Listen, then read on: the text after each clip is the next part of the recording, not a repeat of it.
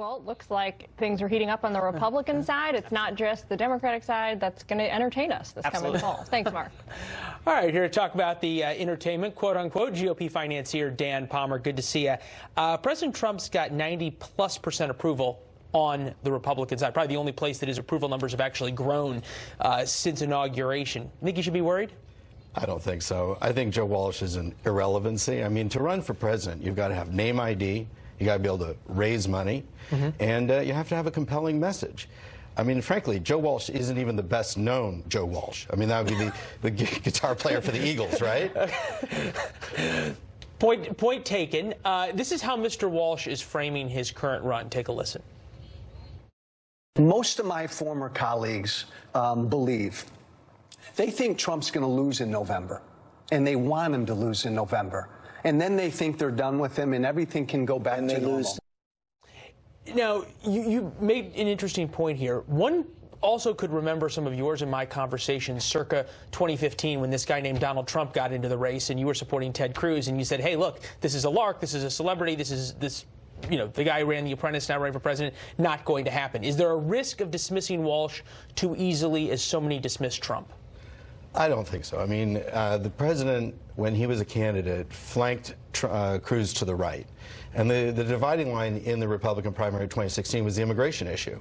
And he owned that issue with the bill. He flanked everybody to the right. Exactly. So in this case, there isn't really there's always a never Trump constituency.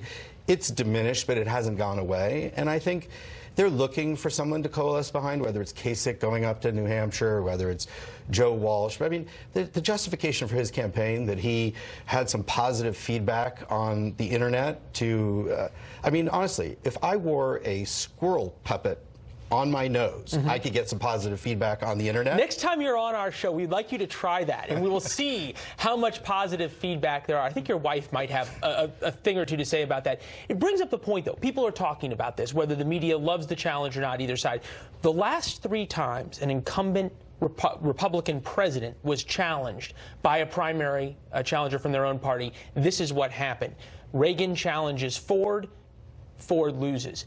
Kennedy challenges Carter, Carter loses. Buchanan challenges H.W. Bush, H.W. Bush loses.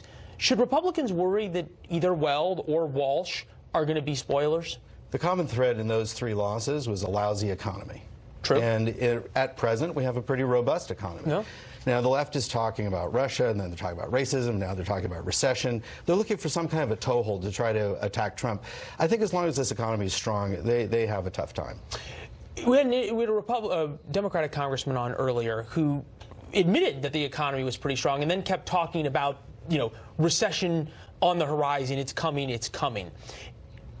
Does this put the president in a difficult position to negotiate with China? Because if he doesn't get a deal with China, there's a good chance that we could be in a much worse spot a year from now than we are right now. Actually, most likely we will be. That gives China the upper hand. They know about the election. President Trump has an election to fight. President Xi does not. I'm glad you raised this. I think the real issue with China has been framed incorrectly. This is not strictly an economic issue. This is a national security issue. Yeah. As long as they're appropriating intellectual property, as long as they're using currency manipulation, asymmetric access to markets, they're putting themselves in a position where they can challenge for world dominance.